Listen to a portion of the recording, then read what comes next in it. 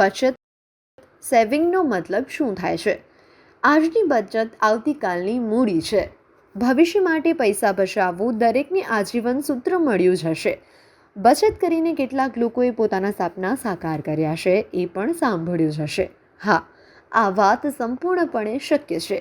તેથી જ કહી શકાય કે બચત એ સમૃદ્ધ જીવનનો પ્રવેશદ્વાર છે. બચત અને સેવિંગનો અર્થ શું થાય છે તે જાણીએ. સામાન્ય રીતે કુલ આવકમાંથી જરૂરી ખર્ચ બાદ જે રકમ બચે છે તેમાંથી ભવિષ્ય માટે જે ભાગ રાખવામાં આવે છે તેને બચત કહેવામાં આવે છે. અથવા તો ચોક્કસ સમયગાળા માટે નિશ્ચિત રકમની બચત કરવી અને વર્તમાન આર્થિક પરિસ્થિતિને સુધારવાની વિચારણા કરી પણ બચત કરવાનો પ્રયાસ કરવામાં આવે છે તેને પણ બચત કહેવામાં આવે છે. વ્યક્તિગત રૂપે બચત કરવા માટે કુલ 4 પ્રકાર માનવામાં આવે છે. કરારથી થતી બચત, જેમ કે જીવન વીમા, આરોગ્ય નિધિ યોજના, હપ્તા. વ્યક્તિગત રીતે રોકડમાં વધારો, જેમ કે બેંકમાં રાખવામાં આવેલ નાણાં, કંપનીના શેર અથવા થાપણ.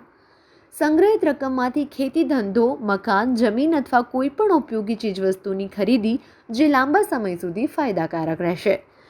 ચૂકવણા માટે ભરવામાં આવતા હપ્તા. બચત અને સેવિંગ આટલી શા માટે જરૂરી છે તે ચાલો આપણે જોઈએ. આરુષિ અને આરો આ 18 વર્ષના જુડવા ભાઈ બહેન છે. આરુષિ ભણવામાં હોશિયાર છે તો આરોને સ્પોર્ટ્સમાં રસ છે. આરોને ફૂટબોલની કિટ ખરીદવી છે અને આરુષિને પોતાના એડવાઇઝ લેપટોપ લેવું છે. આ બંને દર અઠવાડિયે પોતાના દાદા દાદીને મળવા જાય છે અને દાદા દાદી દર અઠવાડિયે તેમને થોડા પૈસા આપે છે. આરુષિના ઘણા બધા મિત્રો છે, તેમની સાથે કેફેમાં ખાવા પીવા માટે જવું ખૂબ જ પસંદ છે. તે દર વખતે દાદી પાસેથી પૈસા મળ્યા બાદ દોસ્તો સાથે બહાર જાય છે. કેટલીક વખત તે મમ્મી પપ્પાએ આપેલા પૈસાનો પણ ઉપયોગ આ માટે કરતી હોય છે. પરંતુ આરો એવું નથી કરતો.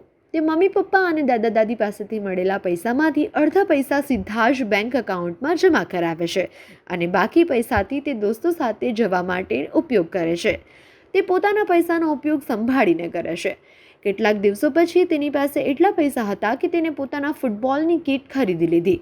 પરંતુ તેના થોડાક દિવસો બાદ જ આરુષિની કોલેજમાં લેપટોપ લેવા માટે કહેવામાં આવ્યું. તે સમયે તેની પાસે ખુદના પૈસા ન હતા. અહીં આરોહે તેમના મમ્મી પપ્પાની ચિંતાને થોડી ઓછી કરી હતી, જેથી તેના મમ્મી પપ્પા ખૂબ જ ખુશ હતા. ટીપે ટીપે સરોવર ભરાય છે, આ કહેવત તો તમે સાંભળી જ હશે. બચત કરવાથી સપના પૂરા કરવામાં જરૂર મદદ મળે છે, પરંતુ કેટલીક મુસીબતો અને સંકટના સમયમાં આ બચત કામ લાગે છે. મતલબ આજ જીવનનો આનંદ માણવો જરૂરી છે, પરંતુ કાલને પ્રાધાન્ય આપવું પણ એટલું જ જરૂરી છે. રોજબરોજના ખર્ચા બાદ કેટલાક મોટા ખર્ચા સામે આવે તો એ સામાન્ય બાબત છે, જેમ કે શિક્ષા, વિવાહ, ઘરનું સમારકામ અથવા ખેતી માટે બિયારણ અને ખાતરની ખરીદી કરવી. આ સિવાય પણ ઘણા બધા અનપેક્ષિત ખર્ચા સામે આવી શકે છે, જેમ કે બીમારી, આપઘાત, કુદરતી આપત્તિ. આ સમયમાં બચત જ કામ આવે છે. કેટલીક વાર એવી પરિસ્થિતિઓ આવે છે જ્યારે તમે કોઈ કામ જાતે કરી શકતા નથી અથવા કોઈ કારણોસર વ્યવસાય અને કામમાં રજા લેવી પડે છે અથવા વધતી ઉંમર સાથે કામ કરવું શક્ય નથી, તો આ સમયે બચત કામ આવે છે. મતલબ કે જો આપણે પગારથી વધારે પૈસા ખર્ચ કરવા હશે તો આપણે જ કરેલી જરૂરિયાત માટેની બચતથી એ થઈ શકશે.